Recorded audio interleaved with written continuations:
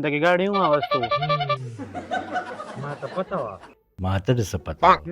راته لکه دوا نور وکړو یو بل ګاډی والم بل لږ کاروبار مې لږ نور ښه شي کنه وبشي سر صاحب کنټرول دا واخله داسې چل به وکې چې دا به واچې د چت پکې ته او پکې به په 3 نمبر ولاړې پکې 3 ځله تاو شي هغې نه پس به ته ویده شي کار به دې وشي تر صاحب شکرانه نه درکوم زوړ اکاونټ ته به ټرانسفر کړي درالې تر صاحب ها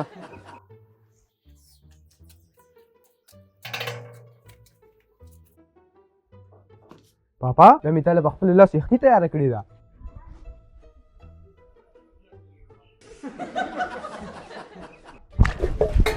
تر صاحب زين چې بسر دیو کارځو ما تا د لاسه خو ما دونه کاروبار نه شروع